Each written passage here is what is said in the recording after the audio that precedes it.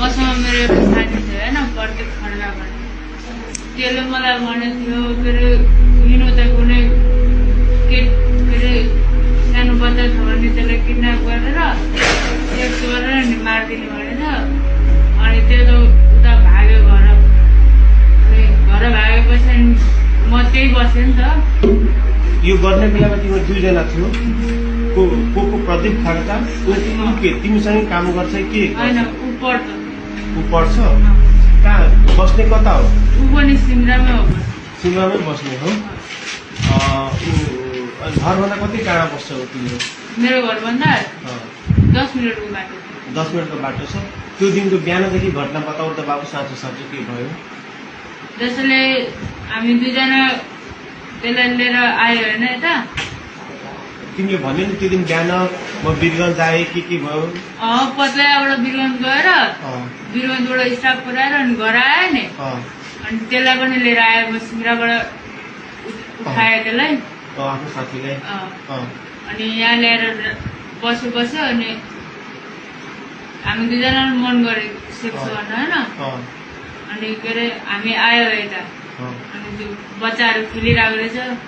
हामी खेल्न गएको होइन बच्चाहरू खेलिरहेको रहेछ अनि त्यहाँबाट चक्लेटको लालच दिएर कतिजना बच्चाहरू खेलिरहेको थियो 3 जना थियो 2 जना केटा थियो एउटा केटी थियो अनि केटी चाहिँ यही डर के अरे गढीमा रहेछ पहिलेबाट चिन्थ्यो त्यो नानुलाई चिन्दैन थियो जबदेखि त्यो गाडी चलाउन थाल्यो नि अनि कहिले काहीँ गाडीमा के अरे खेल्न आउँदो रहेछ त्यो खेल्न आएको समयमा म हुँदैन थिएँ त्यहाँ अनि के अरे अस्ति चाहिँ भेटाएको थियो अनि त्यसलाई नि गर्न मन लाग्थ्यो घरमा कोही पनि थिएन त्यस पनि कोही पनि थिएन मेरो पनि कोही थिएन लिएर आयो जति मन गर्यो चक्लेट किन्यो अनि त्यो त्यहाँबाट भन के भयो चक्लेट किनेपछि अनि त्यसलाई लिएर गयो होइन म एक्लै गएको अनि चक्लेट किनेर आएपछि के भयो त्यहाँ गयो बच्चाले खेलिरहेको थियो बच्चाहरू खेलिरहेको थियो त्यो प्रत्येक पनि त्यही थियो तिनीहरूले हेरिरहेको थियो म चक्लेट किनेर आएँ अनि चक्लेटको लालच दिएर लिएर गयो त्यसलाई अनि दुईटा भाइहरूले के गर्यो त्यो भाइहरूलाई त थोरै थर्काउनु त्यो रुँदै घर पुगेछ अनि के अरे चक्लेटको लालच दिएर गएपछि अनि हामी गयो त्यो घरमा त्यो घर कसको घर थियो खोइ त्यो कसको घर थाहा छैन अनि के अरे हामी यताउता हेऱ्यो मान्छे त भनेर होइन मान्छे थिएन म आएँ म पहिला सुरुमा छिरेँ होइन अनि पछि केटी छिर्यो बहिनी छिर्यो अनि पछि लास्टमा प्रत्येक छिर्यो होइन अनि म जबसम्म मन भएन नि तबसम्म गऱ्यो त्यसले गऱ्यो म यत्तिकै हेरेर बसिरहेको मेरो त एकचोटि उयो गर्नु उतै निक्लिहाल्यो अनि के अरे त्यसले जति मनसम्म गऱ्यो कति रसीहरू बाँधेको थियो नि त्यो बेला त्यतिखेर नि यहाँ मात्रै बाँधेको थियो मैले पक्रेर बसिरहेको थिएँ त्यसले उयो गरेर बसिरहेको थिएँ होइन अनि के अरे जब त्यसको नि भयो नि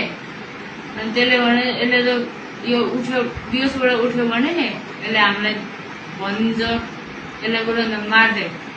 भनेर अनि त्यो गयो गाडी लिएर गयो त्यसलाई नि गाडी चलाउन आउँछ स्कुल पढ्नु भयो भने गाडी लिएर गयो त्यो आफ्नो घर म के अरे उयो सुसा गरेर खाना धुवा गरेर खाना खाएर अनि त्यसको घर गयो किनकि रिजर्भ थियो त्यसको घरको साइडबाट अनि के अरे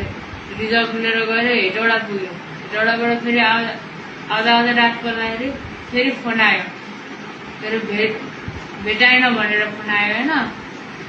फेरि त्यसको भोलिपल्ट पनि फोन आयो त्योबाट पनि भेटाएन भनेर आज फोन आएको थियो भेटायो भनेर आज फोन आयो अनि त्यो रस्सी बाँध्यो तन्नामा राखे कतिखेर जब भ्यायो नि हामी दुईजनाले त्यो निक्ल्यो अनि म एकैछिन बसेँ त्यहीँ त्यसपछि आए त्यतिकै लट्क्यो अवस्थामा छोड्यो ढोका चुकुर लगाइदिए तिमीले रस्सी बाँधेर लट्काइदिएको के अरे चुकुर लगाइदिए त्यो रस्सी र तन्ना कसले लिएर आयो तना र रस्सी त्यही थियो त्यही नै थियो अँ। कि यो पनि झुटो बोल्दैछ तिमी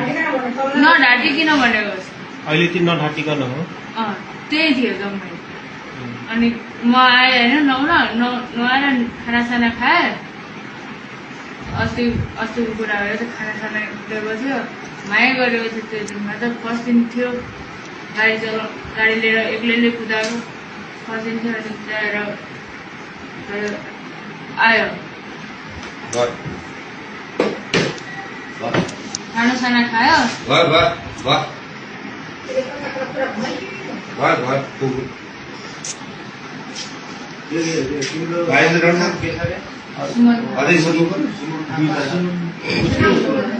सुमन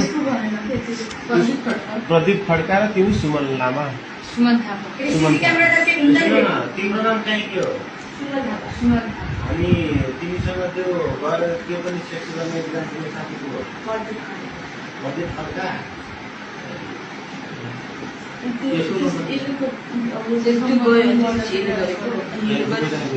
पहिला उसले गर्यो अनि उसले